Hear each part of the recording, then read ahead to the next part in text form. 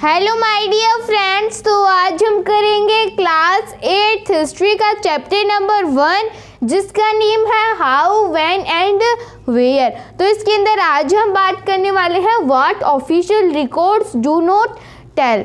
तो मतलब जो भी ऑफिशियल रिकॉर्ड्स है वो हमें क्या नहीं बताते। हमने देखा था कि ब्रिटिशर्स की जो भी हिस्ट्री है, हमारी जो भी इंडियन हिस्ट्री है ब्रिटिश टाइम के अंदर, उसको जानने के लिए हमारे पास दो सोर्स होते हैं। एक तो एडमिनिस्ट्रेशन प्रोड्यूसेस रिकॉर्ड्स वाले वीडियो में हमने देखा था, और एक हमने देखा था surveys become important.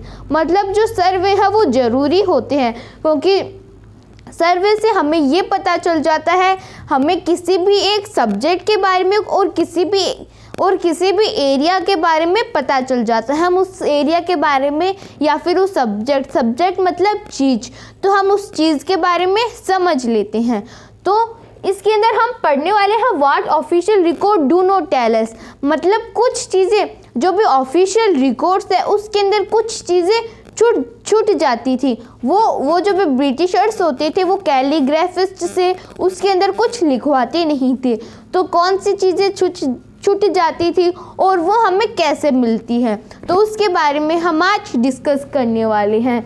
What official records do not tell us, मतलब जो भी ऑफिशियल रिकॉर्ड्स है वो हमें क्या नहीं बताते। History written according to the perspective of the British. हमारी जो भी इंडियन हिस्ट्री है वो ब्रिटिशर्स ने लिखी थी, और वो जो भी इंडियन हिस्ट्री है वो ब्रिटिश पर्सपेक्टिव से ही लिखी गई थी। क्योंकि ब्रिटिशर्स लिखेंगे तो वो अपने पर्सपेक्टिव से ही लिखेंगे, वो इंडियंस के बारे में थोड़ी ना तो लिखेंगे। वो तो सिर्फ अपने बारे में, जो भी गवर्नर जनरल्स थे उनके बारे में, उन सब के बारे में लिखेंगे। तो वो इंडियंस के बारे में नहीं लिखते थे। History written according to the perspective of the British government, वो ब्रिटिश गवर्नमेंट के पर्सपेक्टिव से ही लिखी जाती थी। अब्सेंस ऑफ इंडियन पर्सपेक्टिव, उसके अंदर जो भी इंडियन पर्सपेक्टिव है, मतलब इंडियंस का जो भी सोचने का, ब्रिटिशर्स को देखने का नज़रिया है, वो उसके अंदर नहीं था, मतलब उसकी एब्सेंस थी।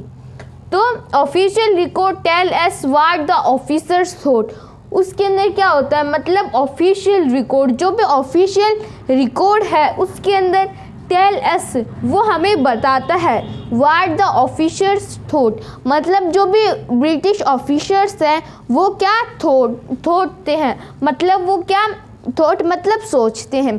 तो जो भी ब्रिटिश ऑफिसर्स हैं वो क्या सोचते हैं उसके बारे में हमें बताते हैं कौन, official records. What they were interested in, वो किस चीज़ के अंदर इंटरेस्टेड है, जिस चीज़ के अंदर ब्रिटिशर्स की जो भी गवर्नमेंट है वो इंटरेस्टेड होगी, वही वो जो भी ऑफिशियल रिकॉर्ड्स है उनके अंदर लिखवाएंगे। And what they wish to preserve for prosperity, और मतलब वो क्या प्रिजर्व करना चाहते हैं, वो क्या बचा के रखना चाहते हैं फ्यूचर के लिए। प्रोस्पेरिटी मतलब फ्यूचर के लिए। तो इस पूरे पैराग्राफ ने क्या बोला है, official record tell us what the officers thought. Official record से हमें ये पता चलता है कि जो भी ब्रिटिश ऑफिसर्स थे वो क्या सोचते थे, व्हाट दे वर इंटरेस्टेड, और वो किस चीज़ के अंदर इंटरेस्टेड थे, वो जो सोचते थे और वो किस चीज़ के अंदर इंटरेस्टेड थे, ये सब कुछ ऑफिशियल रिकॉर्ड्स के अंदर होता है। And what they wish to preserve for prosperity, और वो क्या बचा के रखना चाहते थे फ्यूचर के अंदर, वो क्या बचा के रखना चाहते थे, वो खुद को महान बताते थे। मतलब अगर हम ब्रिटिशर्स का कोई भी रिकॉर्ड पढ़ते हैं, ऑफिशियल रिकॉर्ड पढ़ते हैं, तो वो कहीं पे हमें ये बता देते हैं कि ब्रिटिशर्स के आने से इंडिया के अंदर डेवलपमेंट हुआ, लेकिन रियलिटी में भी डिफरेंट, रियलिटी ऐसे नहीं है। मतलब वो उन ऑफिशियल रिकॉर्ड्स के अंदर ये बता देते हैं कि ब्रिटिशर्स के आने से इंडिया के अंदर डेवलपमेंट हुआ, लेकिन जो भी रियलिटी है वो अलग है। जैसे मान लो जो ब्रिटिशर्स है वो एजुकेशन लाए, तो वो एजुकेशन हमारे इंडियंस के लिए थोड़ी ना तो लाए थे, वो खुद के प्रॉफिट के लिए लाए थे। मतलब वो एजुकेटेड इंडियन सर्वेंट्स को, वहाँ पे जो भी नौकर रखते थे ब्रिटिशर्स, वो उनको एजुकेटेड चाहते थे कि वो उनकी इंग्लिश की लैंग्वेज को समझ सके। तो वो एजुकेटेड इंडियंस को चाहते थे, जब वो बच्चों को पढ़ाएंगे तो उन्हें एजुकेटेड इंडियंस मिल जाएंगे, तो वो अपने अपने खुद के प्रॉफिट के लिए ही तो कर रहे थे एजुकेशन, तो एजुकेशन वो अपने खुद के लिए प्रॉफिट के लिए ही कर रहे थे। और जैसे मान लो वो ट्रेन लाए, तो वो ट्रेन किसके लिए लाए थे, वो हमारे लिए थोड़ी ना तो लाए थे, वो गुड्स को अच्छी तरह से ले जा सके, मतलब जो भी स्पाइसेस हैं उनको अच्छी तरह से ले जा सके, तब वो ट्रेन लाए थे।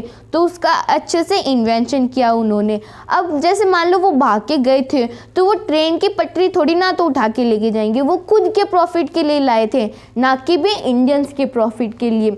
तो वो जिस चीज़ को बचा के रखना चाहते थे फ्यूचर के लिए, वो उसी को ही ऑफिशियल रिकॉर्ड्स के अंदर राइट करवाते थे। लेकिन जो भी रियलिटी है वो खुद को महान बताते थे, लेकिन जो रियलिटी है वो अलग है, रियलिटी में भी डिफरेंट, जो भी रियलिटी है वो अलग है। History must be looked from the other perspective also, और जो भी हिस्ट्री है उसे हम दूसरे पर्सपेक्टिव से भी देख सकते हैं। मतलब हिस्ट्री को एक तो हम ब्रिटिशर्स के पर्सपेक्टिव से देख सकते हैं, और एक हम उसे दूसरे पर्सपेक्टिव से भी देख सकते हैं। कौन सा है वो दूसरा पर्सपेक्टिव, अब हम उसकी बात करेंगे।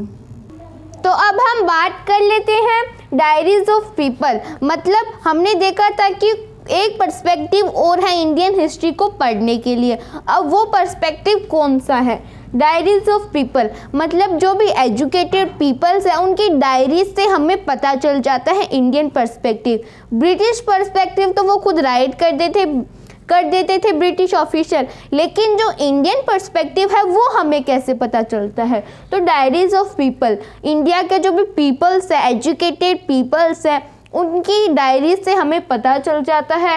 Accounts of pilgrims and travellers, और जो भी हमारे यहाँ पे इंडिया के अंदर तीर्थ यात्री आते थे, जैसे फाहियान आए थे हमारे, तो वो ना तो ब्रिटिशर्स की साइड होंगे और ना ही इंडियंस की साइड्स, ना ही इंडियन की साइड। जो भी फाहियान आए थे वो हमें न्यूट्रल अकाउंट दे के जाएंगे, तो हमें उनके जो भी अकाउंट्स हैं, हमें पिलग्रिम्स के और जो भी ट्रैवलर्स तीर्थ यात्री इंडिया के अंदर आए थे, हमें उनके अकाउंट से पता चल जाता है, क्योंकि वो दोनों की साइड ही नहीं होते, वो हमें एकदम न्यूट्रल अकाउंट दे के जाते हैं।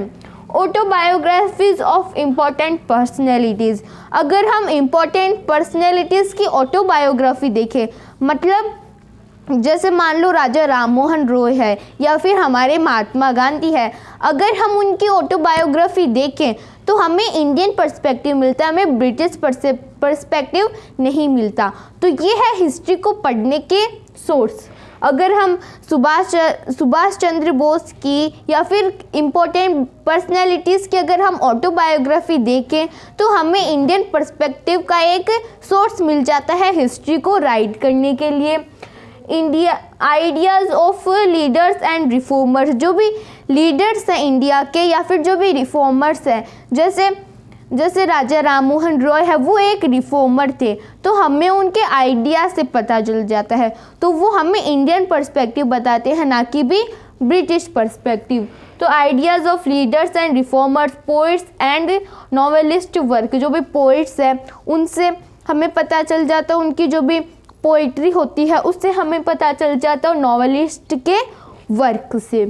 फिर हमने ये तो जान लिया, हमने इंडियन पर्सपेक्टिव भी देख लिया। अब ये जो भी है ऑटोबायोग्राफीज, अगर वो खुद की लिखेंगे या फिर जो भी पीपल है वो खुद की ऑटोबायोग्राफी लिखते हैं, तो ऑटोबायोग्राफी या फिर खुद की डायरी तो वही लोग लिख सकते हैं जो एजुकेटेड हैं, जो कि एजुकेटेड नहीं है, तो हमें उनके बारे में कैसे पता चलता है।